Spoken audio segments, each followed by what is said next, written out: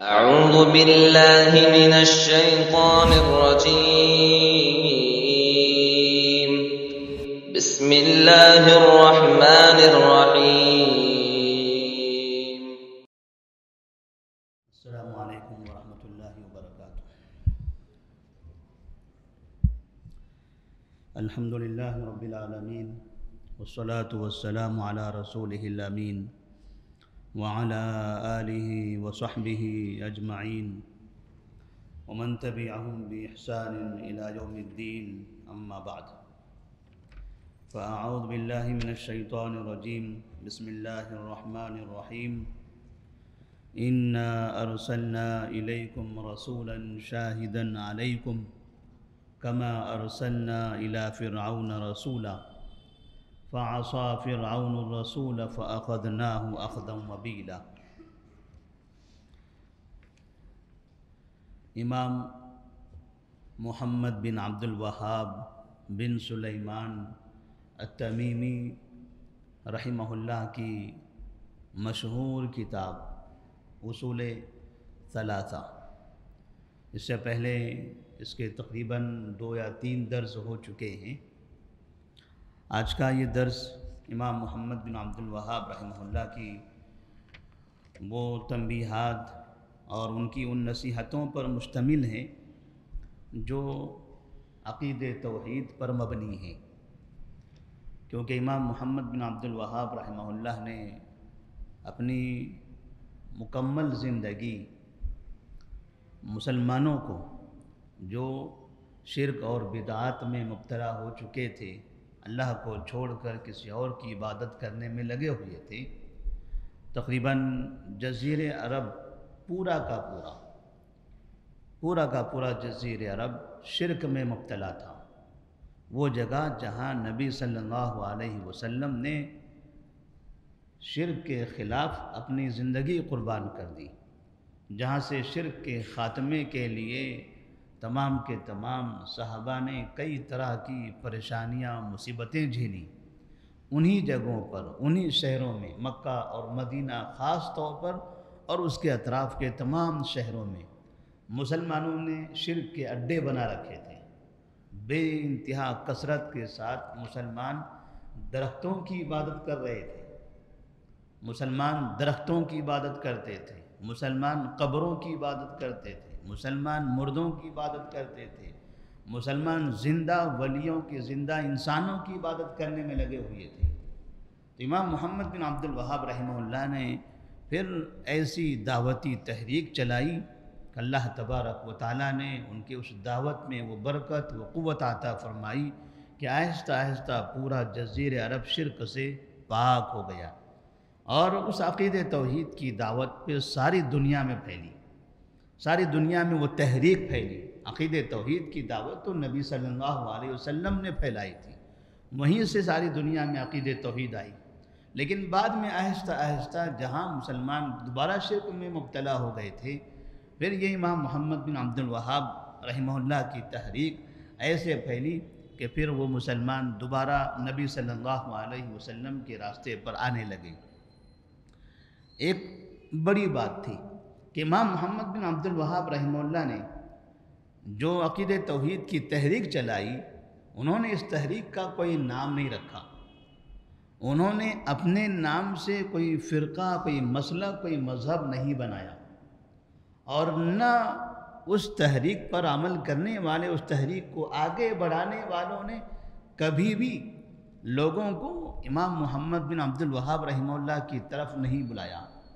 یہ نہیں کہا کہ تم محمد بن عبد الوہاب رحمہ اللہ کے طریقے پر چلو، انہیں اپنا امیر مانو، انہیں اپنا صدر مانو، انہیں اپنا امام مانو، انہیں اپنا پیشوا مانو، انہوں نے جو کہا وہی صحیح ہے، باقی سب غلط ہے۔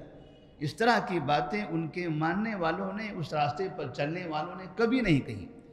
اسی لیے امام محمد بن عبد الوہاب رحمہ اللہ کی اس تحریک پر چلنے والے آج تک بھی بہت سے ایسے لوگ ہیں جنہیں امام محمد بن عبد الوہاب رحمہ اللہ کی زندگی کے بارے میں معلومات ہی نہیں ہے، لیکن وہ توحید پر عمل کرتے ہیں، وہ جانتے ہیں کہ نبی صلی اللہ علیہ وسلم نے توحید کی دعوت دی۔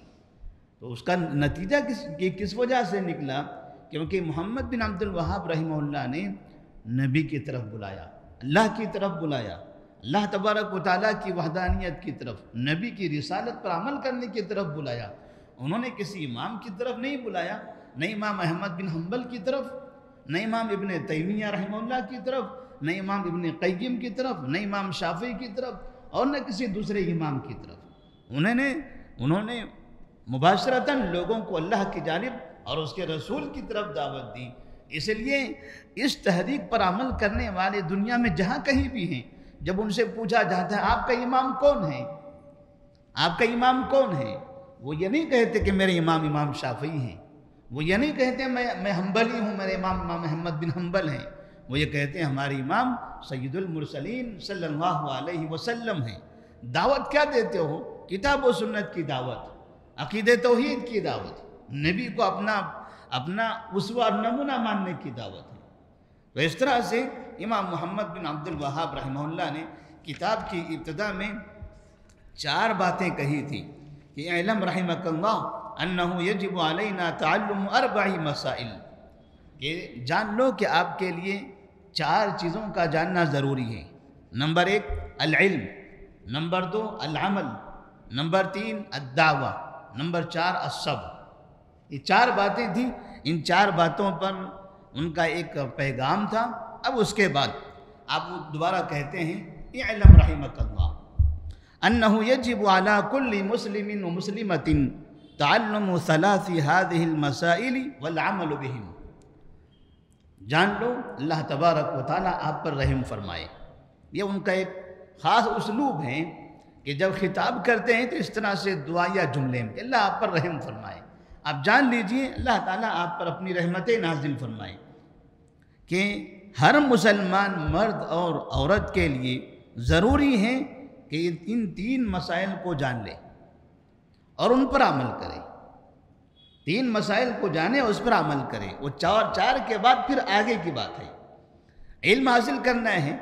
اب وہ علم میں کون کون سی چیزیں ہیں تو آگے اور اس کی وضاحت ہے کہ 3 چیزیں جاننا ضروری ہیں، اس پر عمل کرنا بھی ضروری ہے۔ نمبر 1 الاولی ان اللہ خلقنا ورزقنا ولم يتركنا حملا بل ارسل الینا رسولا فمن اطاعه دخل الجنہ ومن عصاه دخل النار والدلیل قوله تعالی انا ارسلنا الیکم رسولا شاہدا علیکم کما ارسلنا الی فرعون رسولا فعصى فرعون الرسول فاخذناه اخذا وبیلا۔ یہ پہلا پیغام، 3 باتوں میں سے پہلی بات، اور وہ اس بات کے لیے انہوں نے قرآن مجید سورہ مزمل کی آیت سے دلیل بھی دیا۔ اپنا پیغام دے رہے ہیں اور اس پیغام کے لیے قرآن مجید سے دلیل بھی دے رہے ہیں۔ اس کا مطلب اپنے لوگوں کو جو اس کتاب کو پڑھنے والے ہیں ان کو یہ بتا دینا چاہتے ہیں کہ آپ جو بھی کہو قرآن و حدیث سے کہو۔ یہ نہ کہنا کہ امام محمد بن عبد الوہاب رحمہ اللہ کا یہ فرمان ہے، امام کا یہ فرمان ہے، امام کا یہ فتویٰ نہیں، امام کا فتویٰ نہیں ہے، یہ اللہ تبارک و تعالیٰ کا یہ کلام ہے۔ کہتے ہیں کہ پہلی چیز جو جاننا ضروری ہے وہ کیا ہے؟ وہ یہ ہے کہ اللہ تبارک و تعالیٰ نے ہمیں پیدا کیا ہے۔ یہ جاننا ضروری کہ اللہ نے ہم کو پیدا کیا۔ انسان اپنے بارے میں غور کرے کہ ہمیں کس نے پیدا کیا، ہمارا خالق کون ہے، اپنے خالق کو پہچانے، انسان اپنے خالق کو پہچانے۔ اور اللہ تبارک و تعالیٰ نے قرآن مجید میں کئی جگہوں پر جو یہ کتاب ہے، اس کتاب میں جو شرح لکھی ہوئی ہے، جس کے مصنف ہیں محمد بن صالح العثیمین رحمہ اللہ، یہ سعودی عرب کے بہت بڑے عالم گزرے، دنیا اسلام کے ایک عظیم شخصیت گزری ہے محمد بن صالح العثیمین رحمہ اللہ۔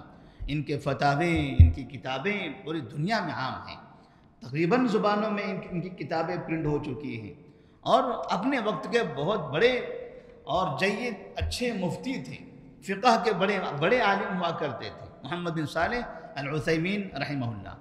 انہوں نے بھی جب اس کتاب کی شرح لکھی تو شرح میں بھی انہوں نے قرآن اور حدیث سے دلیلیں دی۔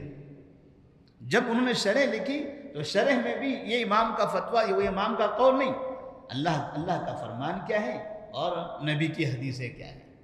تو انہوں نے جو آیتوں کا ذکر کیا ہے کہ اللہ تعالیٰ نے ہم کو پیدا کیا ہے، یہ آپ جان لیں، اللہ تعالیٰ نے قرآن مجید سورۃ الاعراف میں اس کا ذکر کیا ہے، وَلَقَدْ خَلَقْنَاكُمْ ثُمَّ صَوَّرْنَاكُمْ، ہم نے تم کو پیدا کیا، ثُمَّ صَوَّرْنَاكُمْ، پھر ہم نے تمہارے جب پیدا کیا تو ایک بہترین شکل تمہاری بنائی، بہترین شکل بنائی۔ تو اللہ تعالیٰ فرماتے ہیں اللہ خالق کل شیء، آپ انسان ہی نہیں بلکہ جتنی چیزیں آپ دیکھ رہے ہیں تمام چیزوں کو اللہ تعالیٰ نے ہی پیدا کیا، اللہ ہر چیز کا خالق ہے۔ آپ یقین کر لو کہ پہلے اللہ ہمارا خالق ہے، اس کے بعد ورزقنا، اور اس نے ہمیں روزی دی، اس نے پیدا کیا، جتنے بھی انسان ہیں سب کو اسی نے پیدا کیا ہے، اور سب کو روزی دینے والا کون ہے؟ اللہ تبارک و تعالی۔ یہ بنیادی بات ہے، جب اس نے پیدا کیا تو روزی وہی دے رہا ہے، روزی وہی دے رہا ہے۔ ہم میں سے بعض ایسے لوگ ہیں جو یہ مانتے ہیں کہ اللہ تبارک و تعالی ہمارا خالق ہے، لیکن روزی کون دیتا ہے؟ تو کہتے ہیں وہ فلاں بابا روزی دیتے ہیں۔ روزی دینے والا کون ہے؟ کہتے ہیں فلاں روزی دینے والا ہے، وہ فلاں روزی دینے والا ہے۔ تو اس طرح سے لوگوں نے روزی دینے والا کسی اور کو بنا لیا۔ امام محمد بن عبد الوہاب رحمہ اللہ فرماتے ہیں یہ جان لو کہ اللہ نے ہمیں پیدا کیا اور روزی بھی وہی دینے والا ہے۔ اور اللہ تعالیٰ کی تخلیق کے بارے میں تقریباً انسانوں کو اتفاق ہے، لوگ زیادہ تر یہ مانتے ہیں کہ ہاں اللہ ہی ہمارا خالق ہے، سب کا خالق ایک، سب کا مالک ایک جب بولتے ہیں اس کا مطلب خالق وہ ہے، خالق سب کا وہ ہے۔ بعض ہی ایسے لوگ دنیا کے اندر پیدا ہوئے جنہوں نے اپنے آپ کو کہا کہ ہم ہیں خالق، تم سب کے مالک ہم ہیں، جیسے فرعون وغیرہ نے کہا تھا، اس طرح کا دعویٰ کیا تھا۔ لیکن اس کے علاوہ تمام کے تمام انسان زمانے قدیم سے لے کر آج تک یہ مانتے ہیں کہ اللہ تبارک و تعالی ہمارا خالق ہے اور وہی ہمارا رازق ہے۔ اللہ نے قرآن مجید میں فرمایا قل من يرزقكم من السماء والارض ام من يملك السمع والابصار ومن يخرج الحي من الميت ويخرج الميت من الحي ومن يدبر الامر فسيقولون الله۔ اے نبی صلی اللہ علیہ وسلم آپ یہ مکے والوں سے جو شرک کرنے والے ہیں، جو 360 بتوں کی عبادت کرنے والے ہیں، ان سے پوچھ لیجئے، اب ان سے پوچھئے، کیا پوچھنا ہے؟ ان سے پوچھئے من يرزقكم من السماء والارض، آسمان سے اور زمین سے تمہیں روزی کون دیتا ہے؟ آسمان سے بارش کون برساتا ہے؟ زمین سے پودے کون اگاتا ہے؟ یہ آپ کی سماعت، آپ کی بصارت، یہ سننے کی طاقت، یہ اور یہ دیکھنے کی جو قوت ہے، یہ اس کا مالک کون ہے؟ اس کا مالک کون ہے؟ روزی کون دے رہا ہے؟ اس کا مالک کون ہے؟ تو آخر میں اللہ فرماتے ہیں کہ فَسَيَقُولُونَ اللَّهُ، آپ جب ان سے پوچھو گے تو وہ کہیں گے اللہ، وہ کہیں گے یہ سب کا مالک اللہ ہے۔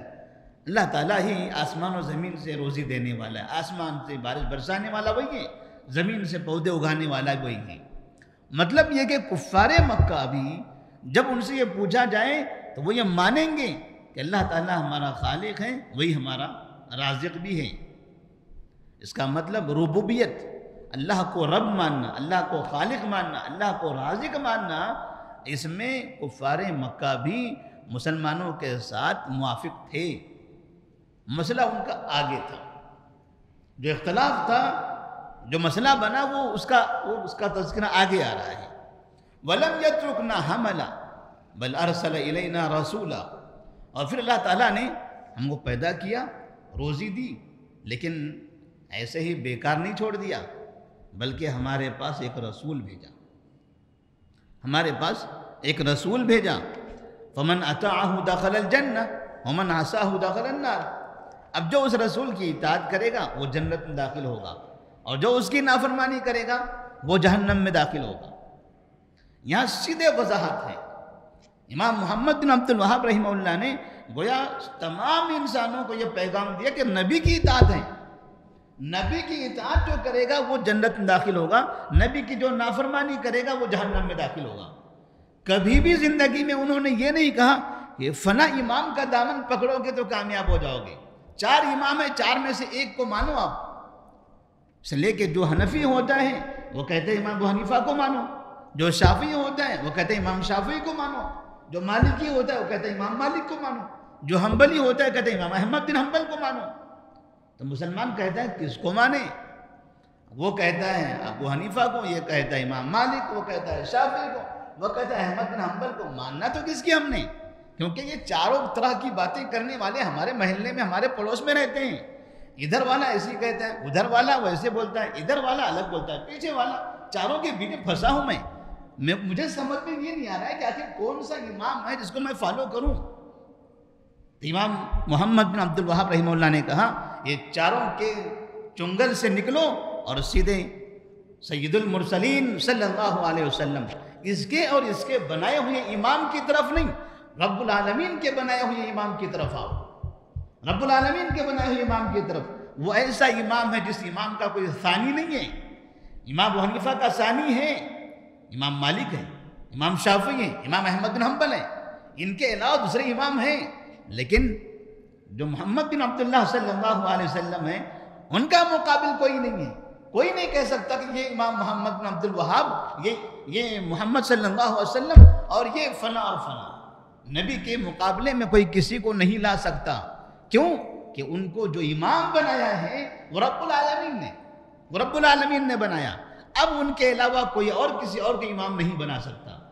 تو آپ فرماتے ہیں فمن اطاعہ دخل الجنہ ومن عصاہ دخل النار، جو اس کی اطاعت کرے گا، جو نبی کی اطاعت کرے گا وہ جنت میں داخل ہوگا، اور جو ان کی نافرمانی کرے گا وہ جہنم میں داخل ہوگا۔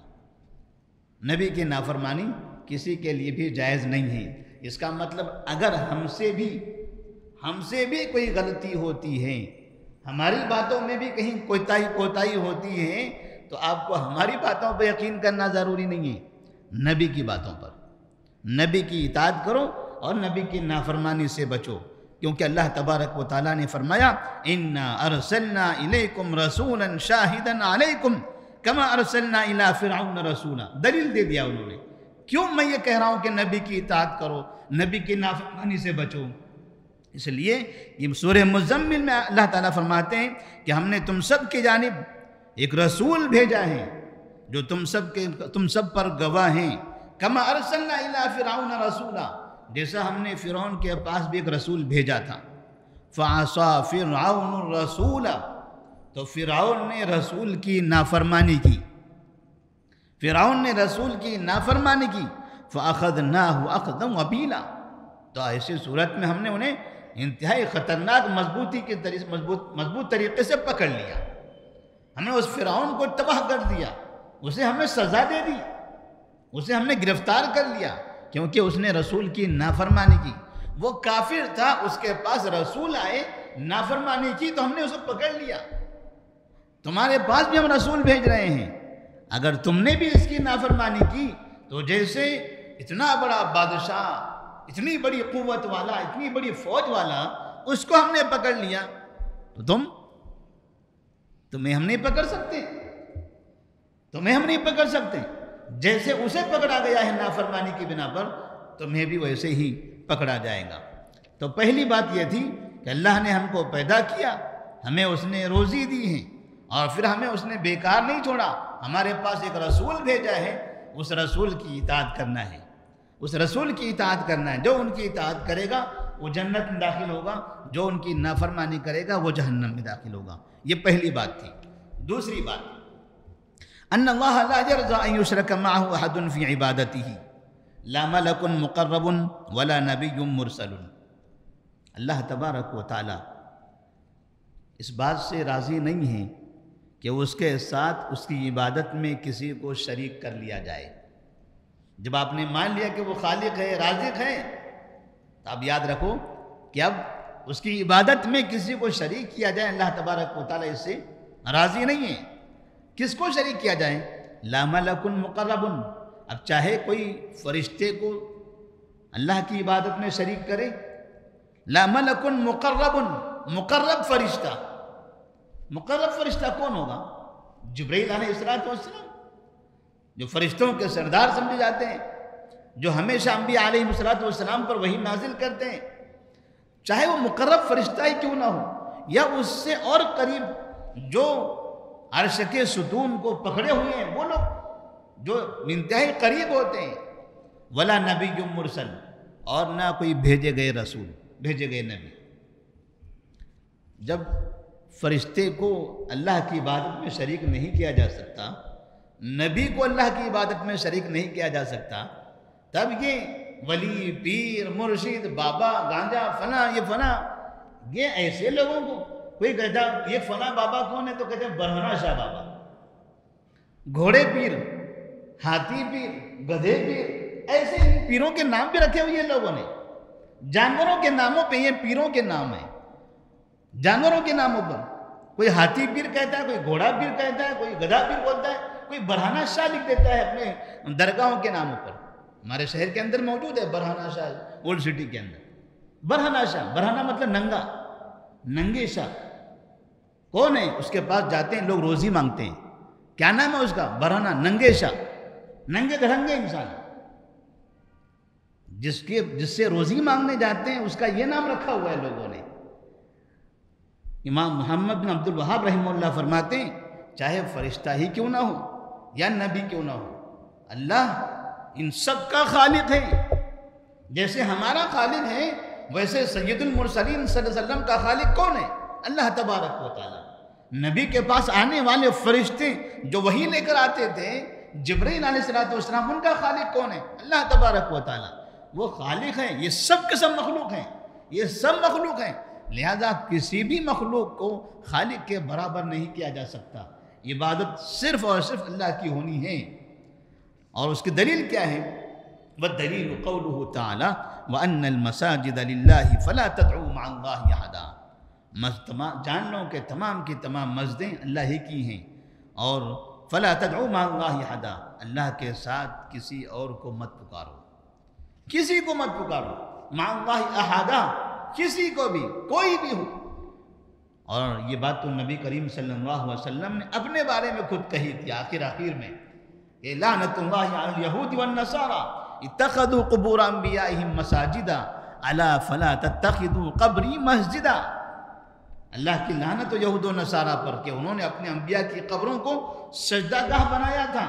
لوگوں، میری قبر کو سجدہ گاہ نہ بنانا، قبر کو سجدہ گاہ نہ بنانا۔ اس لیے آپ دیکھ رہے ہیں کہ بہت سی قبریں ایسی ہیں جہاں مسجد ہے، یا تو مسجد کے اندر قبر یا قبر کے اطراف میں مسجد، مسجد کے اندر قبر یا قبر کے اطراف مسجد، دونوں کا ملاپ ایسا رکھا ہوا ہے۔ ایک طرف توحید اور شرک، یہ دونوں پیالے ساتھ میں دیے جاتے ہیں مسلمانوں، توحید اور شرک کا ایسا کمبائن کر دیا، ملا دیا۔ جتنی مسجد آپ دیکھ رہے ہیں ان میں اکثر مسجد ایسی نظر آئے گی آپ کو ہمارے پاس، اس شہر کے اندر اور بھی دوسرے شہروں میں، یہاں درگاہ اور اسی کے فوراً بازو میں مسجد، کہ نماز یہاں پڑھو، دعا یہاں مانگو، سجدے یہاں کرو اور اولادیں یہاں مانگو، رکوع یہاں کرو، روزی یہاں مانگو۔ یعنی نماز پڑھنا ہے مسجد میں اور دعائیں مانگنا ہے درگاہوں میں۔ اللہ تبارک و تعالیٰ فرماتے ہیں وَأَنَّ الْمَسَاجِدَ لِلَّهِ فَلَا تَدْعُوا مَعَ اللَّهِ أَحَدًا۔ اس کے بعد تیسری بات، أَنَّ مَنْ أَطَاعَ الرَّسُولَ وَوَحَدَ اللَّهَ لَا يَجُوزُ لَهُ مُوَالَاةُ مَنْ حَادَّ اللَّهَ وَرَسُولَهُ وَلَوْ كَانَ أَقْرَبَ قَرِيبٍ۔ تین باتیں جاننا ضروری ہے۔ پہلی بات تھی کہ اللہ تعالیٰ نے ہمیں پیدا کیا، وہی اس نے ہمیں روزی دی ہے، پھر اس نے ہمارے پاس ایک رسول بھیجا، اس رسول کی اطاعت کرنا ہمارے لیے ضروری ہے، کیونکہ جو ان کی اطاعت کرے گا وہ جنت میں جائے گا، جو رسول کی نافرمانی کرے گا وہ جہنم میں جائے گا۔ دوسری بات کہ اللہ تبارک و تعالیٰ کے ساتھ کسی کو شریک نہ کیا جائے۔ اللہ کسی کو بھی اپنی عبادت میں پارٹنر پسند نہیں کرتا ہے، نہ فرشتوں کو، نہ نبی کو، نہ کسی اور کو۔ جب فرشتے کو وہ پسند نہیں کرتا کہ اسے میری طرح اس کی عبادت کی جائے، نہ نبی کے بارے میں پسند کرتا ہے کہ میرے ساتھ نبی کی عبادت کی جائے، بھلا وہ دوسروں کے لیے کیوں پسند کرے گا؟ اور تیسری بات یہ ہے کہ جو رسول کی اطاعت کر لے اور اللہ تعالیٰ کی وحدانیت کا اعتراف کر لے، پہلی دونوں باتوں پر عمل کر لے، جو پہلی دونوں باتوں پر عمل کر لیتا ہے تو اب لا يجوز له موالاة من حاد اللہ ورسولہ، اب اس کے لیے اس بات کی اجازت نہیں ہے کہ وہ اللہ اور اس کے رسول سے دشمنی رکھنے والوں سے محبت کرے۔ اب ان کے لیے جائز نہیں ہے جو رسول کی اطاعت کرتا ہے، اللہ تبارک و تعالیٰ کی وحدانیت کا اعتراف کر لیتا ہے، اب ان لوگوں کے لیے جائز نہیں ہے کہ اللہ اور اس کے رسول کی دشمنی کرنے والے، اس کے رسول سے دشمنی رکھنے والوں سے محبت کرے۔ تو جو اللہ اور اس کے رسول کے دشمن ہیں، اب ان سے محبت کرنا ان کے لیے جائز نہیں ہے۔ کون سی محبت؟ دلی محبت، دلی محبت، دلی لگاؤ کہ اس کو مسلمانوں کے راز بتائے جائیں، مسلمانوں کے خلاف ان کی مدد کی جائے، اس طرح سے۔ کافروں سے، یہ کون لوگ ہیں جو اللہ اور اس کے رسول کے دشمن ہیں؟ کافر ہیں، یہود ہیں، نصارہ ہیں، مشرکین ہیں، یہ کفار ہیں، یہ سب کے سب اس میں شامل ہیں۔ اب ان لوگوں سے دلی محبت کرنا کبھی بھی جائز نہیں ہے، وَلَوْ كَانَ أَقْرَبَ قَرِيبٍ، چاہے وہ انتہائی زیادہ قریبی کیوں نہ ہو، چاہے وہ انتہائی زیادہ قریبی کیوں نہ ہو سکتا ہے بیٹا مسلمان ہو چکا ہو، باپ کافر ہے، باپ کافر ہے، تو باپ بہت قریبی ہو گیا اس آدمی کے لیے، لیکن یہ بیٹے کی نظر میں مسلمان زیادہ محبوب ہونا چاہیے اپنے باپ کافر کے مقابلے میں، کیونکہ یہ کفر جو رب کا نافرمان ہے، جو رب کی نافرمانی کرتا ہے، تو اس سے اب محبت درست نہیں ہے۔ آپ ان کی خدمت کیجئے، باپ کا احترام کیجئے، باپ کو پیسہ دیجئے، باپ کی دیکھ بھال کیجئے، وہ ضروری ہے، لیکن جو دلی محبت ہونی چاہیے وہ اسلامی محبت، اسلامی محبت، جو محبت عین مقصود ہے ہمارا۔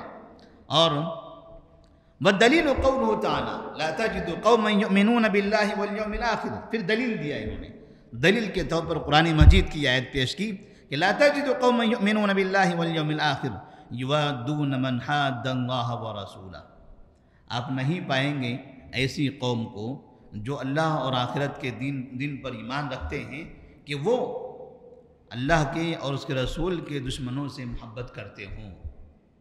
ایسا نہیں ہوگا کہ جو اللہ پر اور آخرت پر ایمان رکھنے والے ہیں وہ اللہ اور اس کے رسول کے دشمنوں سے محبت کرتے ہوں۔ تو یہاں اللہ تبارک و تعالیٰ نے وضاحت کر دی کہ مومن کی جو صفت ہے وہ اللہ کے دشمنوں سے محبت کرنا نہیں ہے، اللہ کے دشمنوں سے محبت کرنا نہیں ہے، ہمیں اللہ سے محبت ہے، ہم اللہ سے محبت کرتے ہیں، اللہ پر ہم نے ایمان لایا، اللہ ہم سے محبت کرتا ہے۔ اب ہم اللہ کے محبوب ہو گئے، ہمارے دل میں اللہ تعالیٰ کی محبت ہے، اب اللہ کے جو دشمن ہیں ان سے محبت ہمارے دل میں نہیں آنی چاہیے، ان سے محبت ہمارے دل میں نہیں آنی چاہیے۔ وَلَوْ كَانُوا آبَاءَهُمْ، گرچہ کہ وہ باپ ہوں، گرچہ کہ ان کے باپ ہوں، او ابناءہم، یا ان کے بیٹے ہوں، او اخوانہم، یا ان کے بھائی ہوں، او عشیرتہم، یا ان کے رشتہ دار قریبی کوئی بھی ہوں، اولئک کتب فی قلوبہم الایمان وایدہم بروح منہ، یہی وہ لوگ ہیں جن کے دلوں میں ایمان کو اللہ تعالیٰ نے لکھ دیا ہے اور اپنی طرف سے خاص مدد فرمائی ہے۔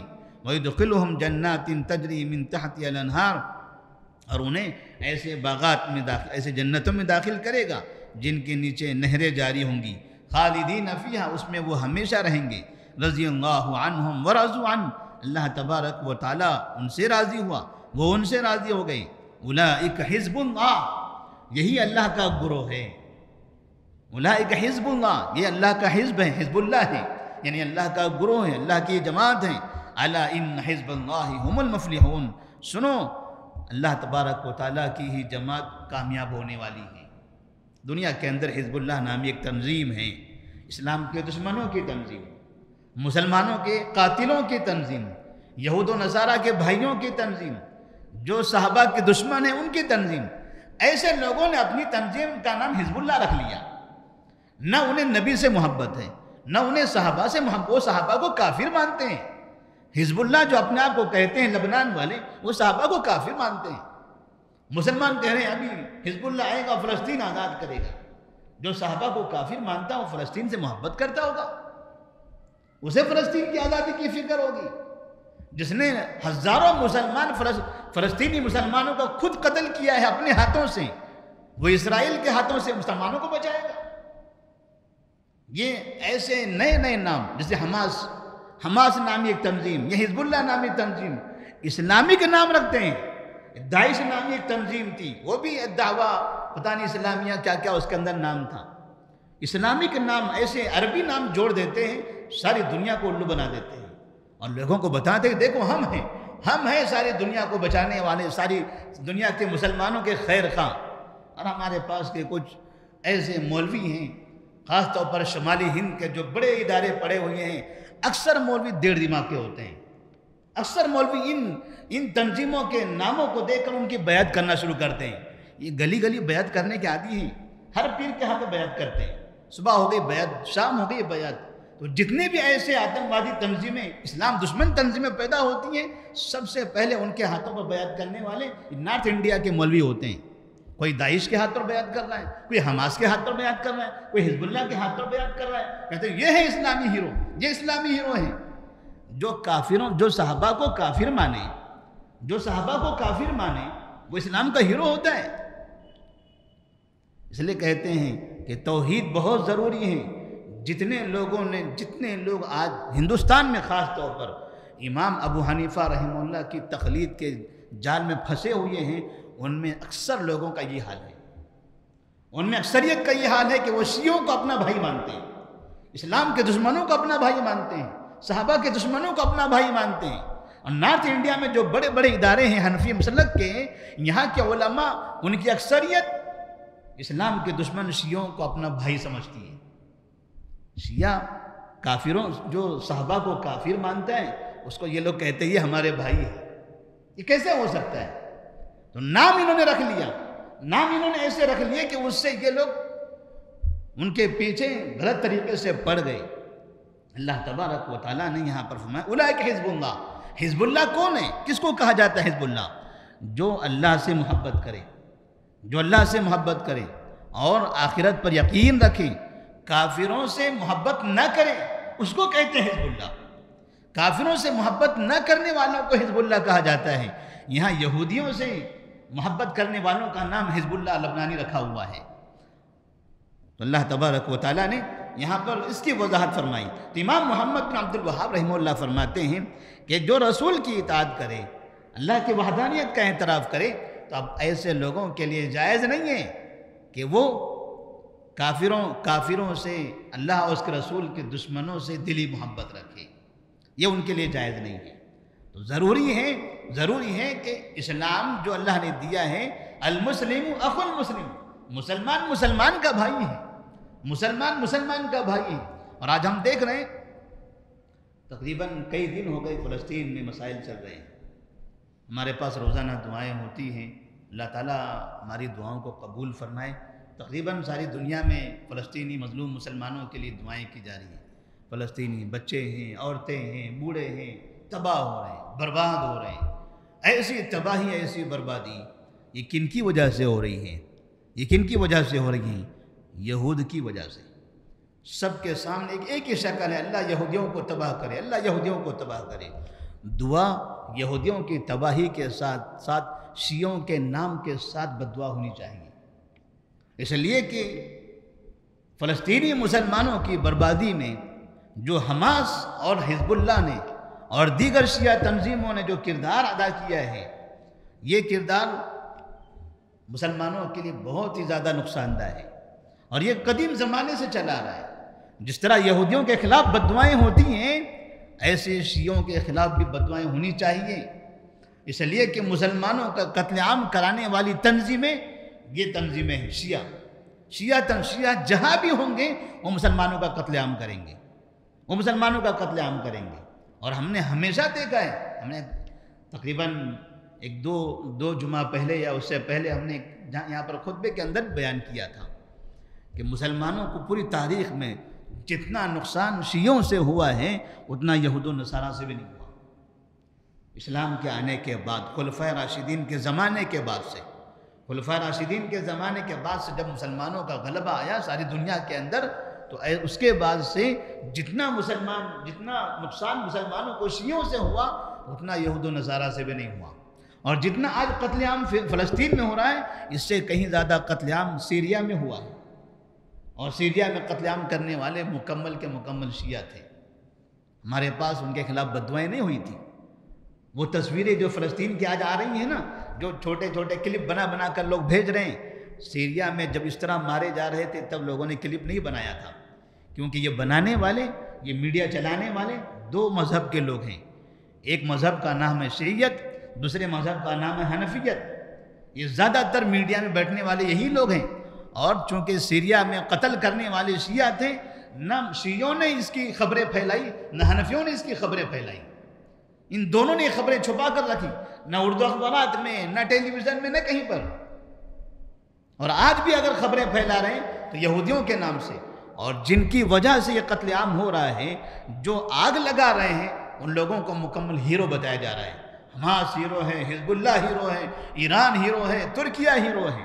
یہ بیان بازیاں، یہ جملے اب 1 منٹ میں ہم ختم کر دیں گے، فنا کر دیں گے، اس طرح کی باتیں کرنے والے یہ مسلمانوں کے درمیان منافق ملک ہیں، یہ منافق تنظیمیں ہیں۔